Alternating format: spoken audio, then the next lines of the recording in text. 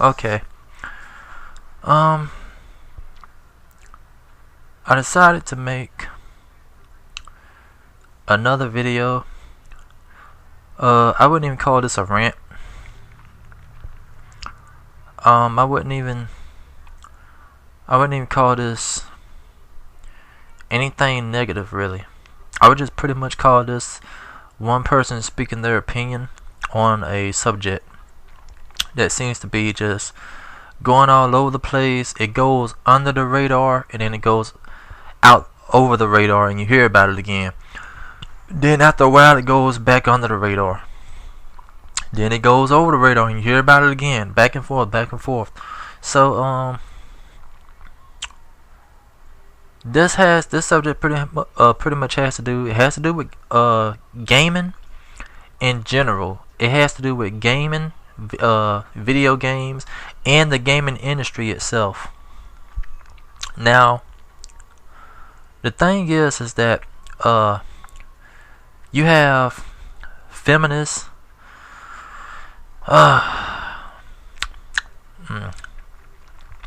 Tongue start tasting nasty after I said that.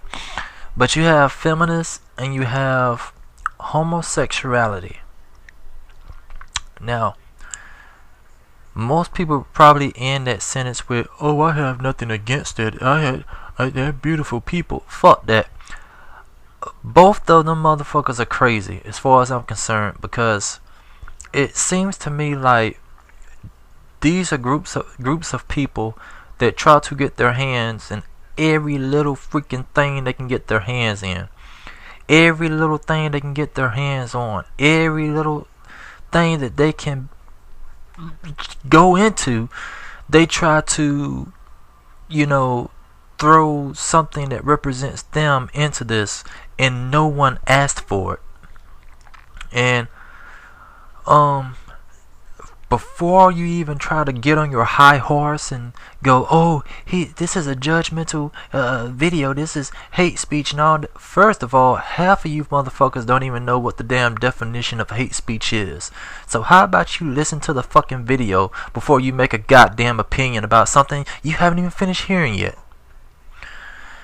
Now, when it comes to video games, if you haven't heard, it's old news, but it's not that old. It's like, it happened a couple of, weeks, month ago or two, whatever.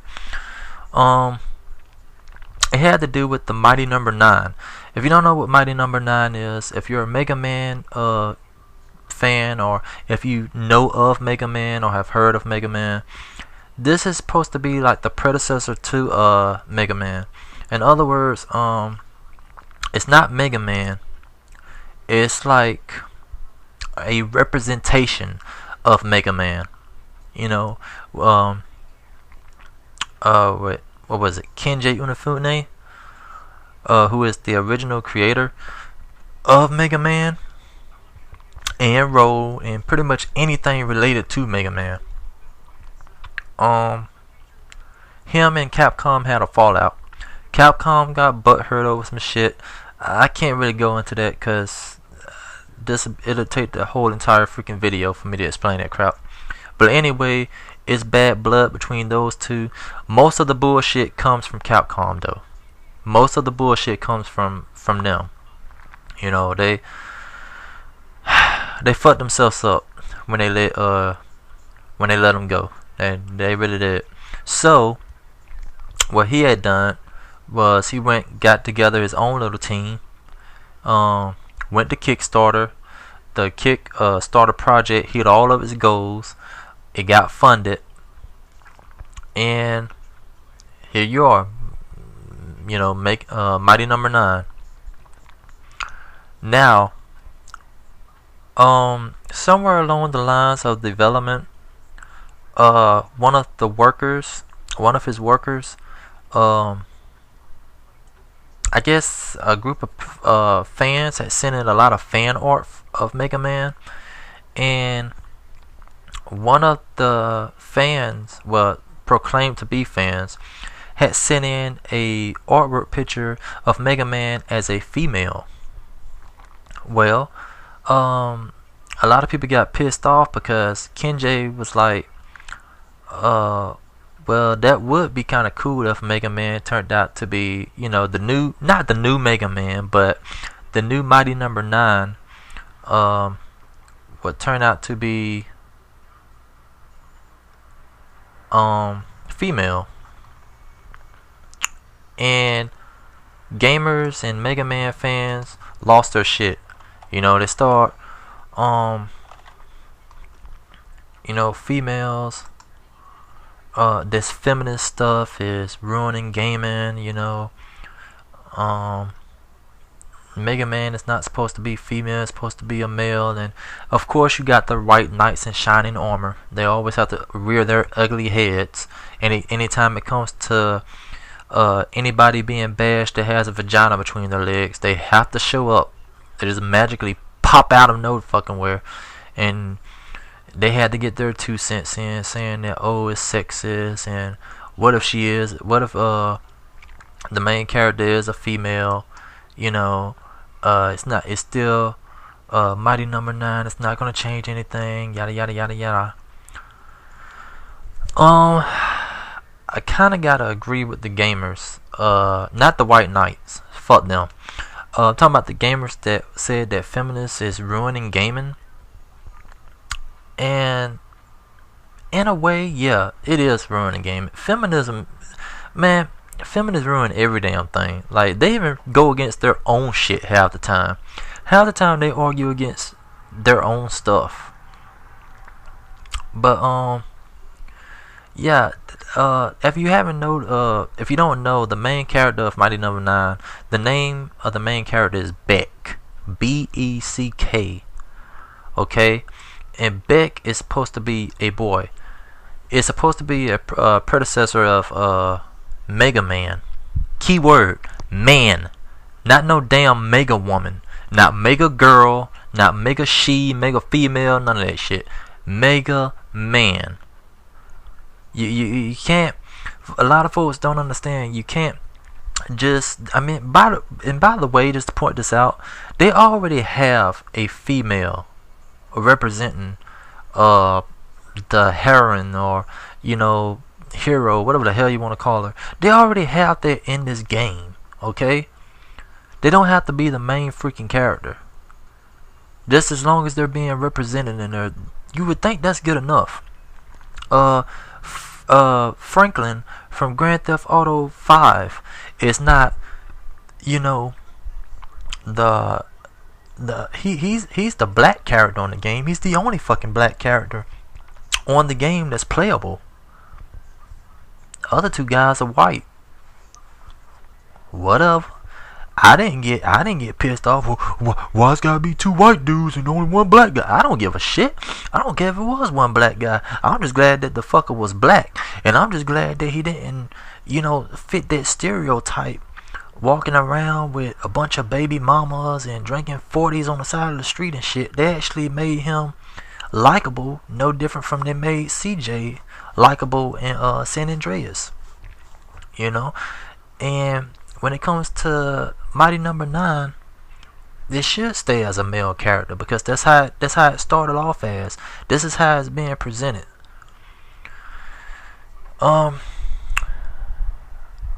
When it boils down to it, ever since that, what is her name?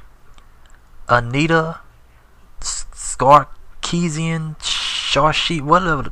It's some weird fucked up ass, ancient ass Egyptian name or whatever that she has. But she has this little channel called Feminist Frequency, which I think is hilarious as all shit.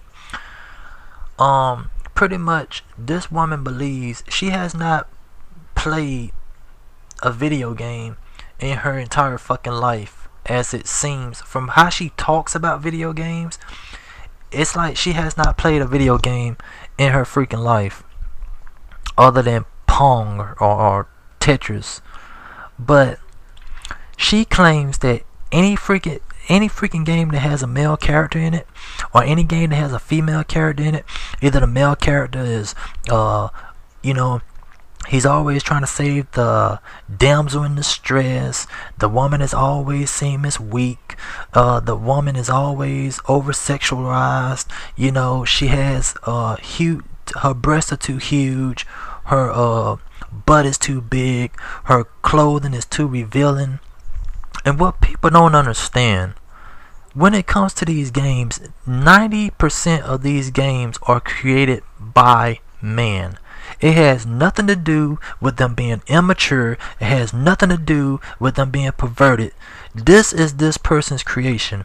If they create a female character and they want this character to have breasts that are so freaking huge that she can damn near knock her freaking head off with them, so be it.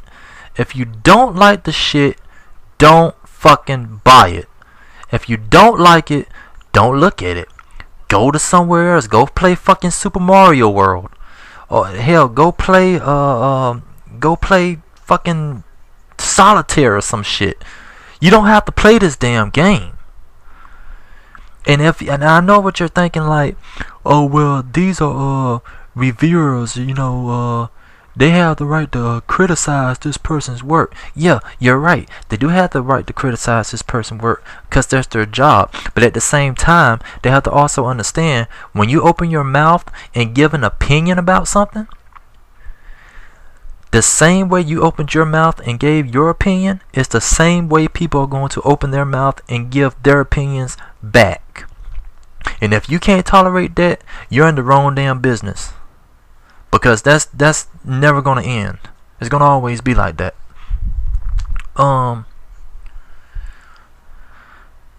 So I'm trying not to make a part 2 to this video.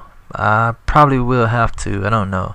But don't worry. I got it to what now. Like if I do make a part 2 or part 3, it loads after this one. So don't worry about it. You don't have to click on anything, Mr. Mrs. Lazy. You don't have to click on anything. It automatically loads. So yeah, ever since she came along, it's just been feminist this, feminist that, and every time you see this bitch, it's just, oh gosh, you hope that she gets hit by a fucking bread truck or something, like fall in an open manhole, you know, get ate by a crocodile or some shit. Like anything, something would happen to her just to, you know, make her disappear. Like take her to Vegas and let one of those magicians like Chris Angel or some shit make that bitch disappear, and don't even bother bringing her back. Like just keep the trick, just like that. Don't fuck bringing her back. No, you know, because ever since she came along, man, it's just like feminists are just hell-bent on taking over the gaming industry, and you can't. A lot of people bitch and complain, oh well, the industry needs to change, it's a boys club. First of all, it's going to continue to be a boys club. It's never going to change, okay? You're always going to have more dudes interested in playing a video game than a female. Now I know they got this little ridiculous statistic, well, you got more females playing games now than you do that. But yes, but half of these games are mobile games. They're playing these freaking games on a damn cell phone half the time, or that stupid little tablet. They're not playing it. You don't see a bunch of females lined up outside for a midnight release for the latest game. You don't see a bunch of females outside doing that shit. Yeah, how many females do you know was lined up outside of a video game store to get Madden Madden 25 when it came out? Very fucking few. And if they were standing in line, half the time they were standing in line for their boyfriend or their son. Okay? How many females did you see standing inside GameStop when Grand Theft Auto